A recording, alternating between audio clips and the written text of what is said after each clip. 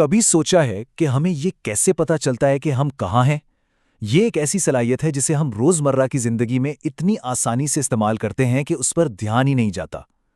लेकिन इसके पीछे एक नाकाबिले यकीन हद तक पेचीदा निज़ाम काम कर रहा है। तो चलिए आज दिमाग के इसी अंदरूनी जीपीएस के राज को समझने की कोशिश करते हैं। जरा इस मोनार्क तितली को देखें। ये नाजुक सी मखलूक हर साल कनाडा से मेक्सिको तक का सफ़र करती है और ये फासला है 2000 मील का। ये सफ़र अपने आप में ही एक अजूबा है। लेकिन असल दिमाग को घुमा देने वाली बात तो कुछ और है। वो ये कि इस सफ़र को मुकम्मल करने में 4 नस्लें लग जाती हैं। यानी जो तितली ये सफ़र तय कर रही है वो उस तितली की पड़पोती है जिसने आखिरी बार ये रास्ता देखा था। तो सवाल ये है कि ये तितली जिसने खुद कभी ये रास्ता नहीं देखा, इसे अपनी मंजिल का पता आखिर चलता कैसे है? अच्छा, एक और मिसाल देखें। ये है ट्यूनिशियन सहराई चींटी। ये खुराक की तलाश में एक बहुत ही पेचीदा उलझे हुए रास्ते पर भटकती रहती है, लेकिन जैसे ही इसे खुराक मिलती है ये एक बिल्कुल सीधी लकीर में अपने बिल की तरफ वापस लौटती है। ना कोई निशानी, ना कोई खुशबू, बस एक सीधा रास्ता। ये होता कैसे है?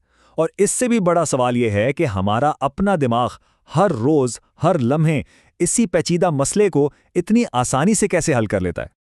देखें, रास्ता तलाश करने यानी नेविगेशन के इस चैलेंज को समझने के लिए किसी भी जानदार के दिमाग को बुनियादी तौर पर 2 सवालों के जवाब देने होते हैं। पहला सवाल, मैं कहाँ हूँ, यानी अपनी मौजूदा जगह को पहचानना और इर्द गिर्द की स्पेस को समझना। और दूसरा सवाल, मैं यहाँ से वहाँ कैसे पहुँचूँ, यानी एक ऐसी मंजिल के लिए रास्ता बनाना जो शायद नज़र भी ना आ रही हो। इन सवालों का जवाब मिलता है एक कॉग्निटिव मैप से, यानी एक ज़हनी नक्शा। अब ये कोई कागज़ पर बना हुआ असल नक्शा नहीं है, बल्कि हमारे दिमाग में इर्द गिर्द की दुनिया की तरतीब की एक समझबूझ है।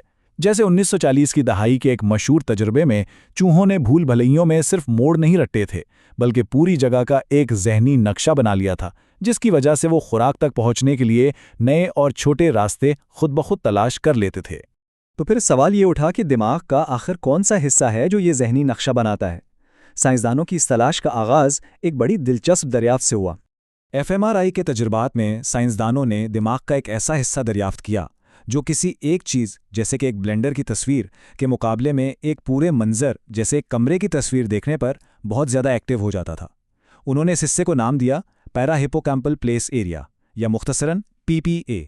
ठीक है, तो ये पीपीए मिल गया, लेकिन अब अगला सवाल ये था कि ये पीपीए किसी मंजर की किस खासियत पर रद्द अमल दिखाता है? क्या ये मंजर में मौजूद चीज़ों की वजह से एक्टिव होता है या किसी और वजह से? इसका पता लगाने के लिए एक बड़ा ज़बरदस्त तजुर्बा किया गया। साइंसदानों ने मनाजिर को उनके हिस्सों में तोड़ दिया। एक तरफ फर्नीचर से भरा पूरा कमरा दिखाया और दूसरी तरफ बिल्कुल वही कमरा लेकिन सारा फर्नीचर हटाकर, यानी सिर्फ खाली जगह की तस्वीर। और जो नतीजा सामने आया वो कमाल का था। जब कमरे से सारी चीज़ें हटा दी गईं, तब भी पीपीए की सरगर्मी में बहुत मामूली सी कमी आई। इससे ये साबित हुआ कि दिमाग का ये हिस्सा चीज़ों से ज़्यादा खुद जगह की बनावट यानी स्पेशियल लेआउट को अहमियत देता है।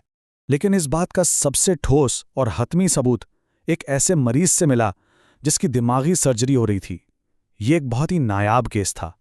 सर्जरी के दौरान जब डॉक्टरों ने हल्के से करंट के जरिए मरीज के पीपीए को एक्टिव किया तो उसने फौरन कहा, मुझे लगा जैसे मैंने कोई और जगह देखी है।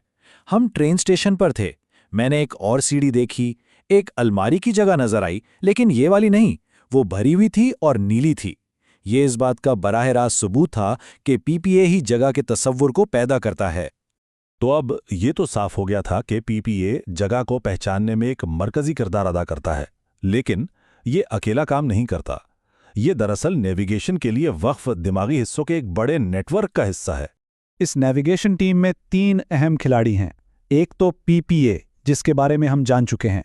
इसके साथ हैं रेट्रोस्प्लीनियल कॉर्टेक्स यानी आरएससी और ऑक्सिपिटल प्लेस एरिया यानी ओपीए। अगर हम इस पूरे निज़ाम को एक अंदरूनी जीपीएस की तरह समझें तो हर हिस्से का अपना एक खास काम है। ओपीए एक कैमरे की तरह है जो बिल्कुल हमारे सामने की जगह की शक्ल और बनावट को देखता है। पीपीए मंजर को पहचानता है, यानी ये बताता है कि हम किस किस्म की जगह में हैं, जैसे कमरा, बाजार या साहिल। और आरएससी हमारे जहनी नक्शे पर हमारी लोकेशन बताता है, यानी ये बताता है कि हम इस बड़ी दुनिया में कहाँ खड़े हैं और हमारा रुख किस तरफ है।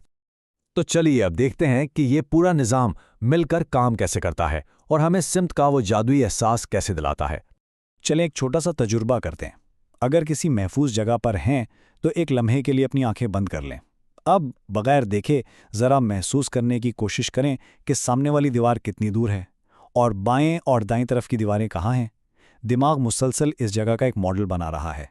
ये इसी खुदकार मकामी आगाही का एक छोटा सा नमूना है। तो अमल कुछ इस तरह होता है। सबसे पहले हमारा ओपीए आसपास की जगह की जियोमेट्री का तज्जिया करता है। फिर पीपीए इस मंजर की किस्म को पहचानता है कि ये क्या जगह है।